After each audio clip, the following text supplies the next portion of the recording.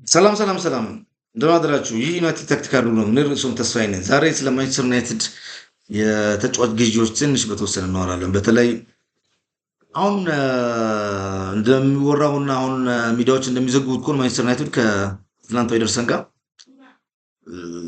በግል ደረጃ ዩናይትድ እና ተጫዋቹ ተስማምቷል እየተባለ ነው ያለው። በተለይ ውሉ፣ ደሞዙ፣ ጥቅሙ ምናምን የሚባሉት ነገሮች እዛ ማለት ነው። እንደነ ዴቪድ ዊልሰን ይሄንን እየዘገቡ ነው። ያው ሰሞኑን ሌሎች ሚዲያዎች እየዘገቡት ነው። እንደምታውቁት ኤደርሰን ማንቸስተር ዩናይትድ መከታተል የጀመረው አምና ነው። አምና የማንቸስተር የተጫዋቾች ሪክሩትመንት ቲሙ ይሄ ተጫዋች የሚመለምለው ቲም ኤደርሰንን አትላንታ አምና ጀምሮ የተካተሉ የነበረው አንፎርት በአጋጣሚ ግን ያው አምና አትላንታ ብዙ ተጫዋች ስለሸጠ ኤደርሰን ለመሸጥ ዝግጁ አልነበረም። ዘንድሮ ሞር አሁን ደግሞ እየተከታተሉ ነው ያለው። እርግጥ ኤደርሰን ጥሩ ተጫዋች ነው። ያው ባለፈው እንዳወራነው የካሲሚሮን ሚና ብቻ ለመሸፈን በአንድ ተጫዋች አይሆንም በጭራሽ። ማለት እኔ አሁን ይህን ሳውራ ካለ ልምድ ምናምን ወይ ደግሞ አሮጋንት ሆኛለሁ አይሆንም። ቶናሊን ብታመጣው የካሲሚሮ ሚናን አታገኝም።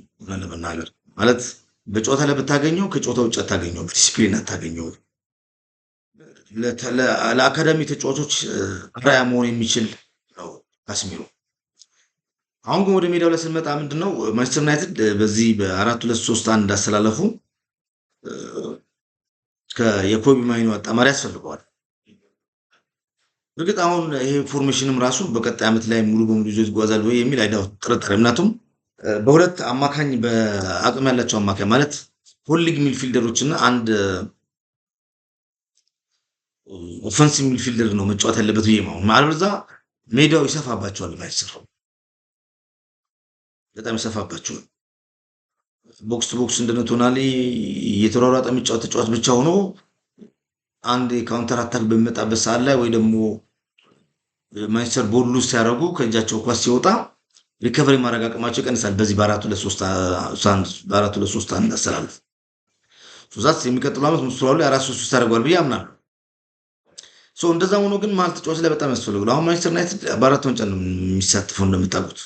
በተለይ በቻምፒየንስ ሊግ መምጣቱ አትሊስት 16 ውስጥ መግባት መቻል ስለሚኖርበት የሆነ እርምጃ መሄድ አለበት።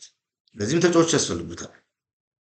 ያው ለመናገር መሀል ክፍተቱ ላይ ብዙ ስላለ ነው የመሀል አማካኝ ክፍተት አለ ብለን ስለምናምን ስለመሀል ምናወራው እንጂ ተከላካይም ራሱ አንድ ሲኒየር ተከላካይ ልምድ ያለው የእንግሊዝ ፕሪሚየር ሊግን ኤክስፒሪየንስ ያለው ተጫዋች ያስፈልገዋል።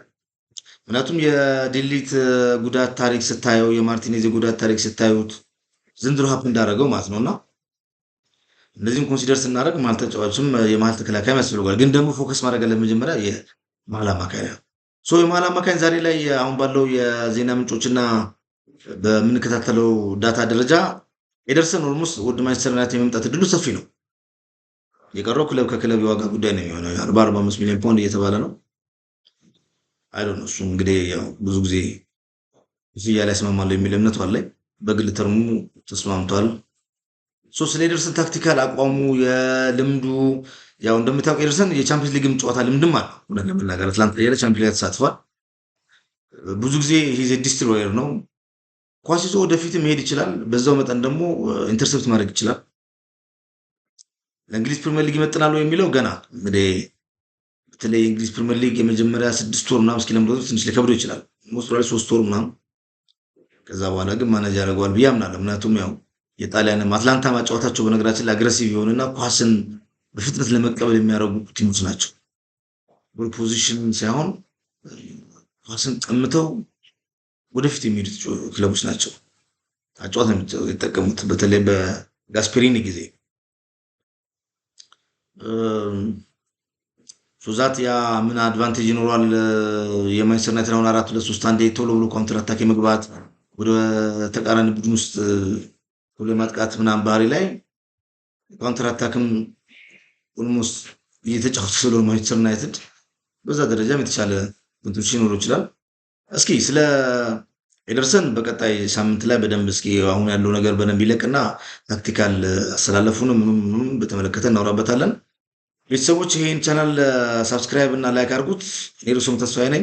ቴንክ ዩ ቬሪ ማች ዩናይትድ ኢዝ ባክ። ማንቸስተር ተመልሷል።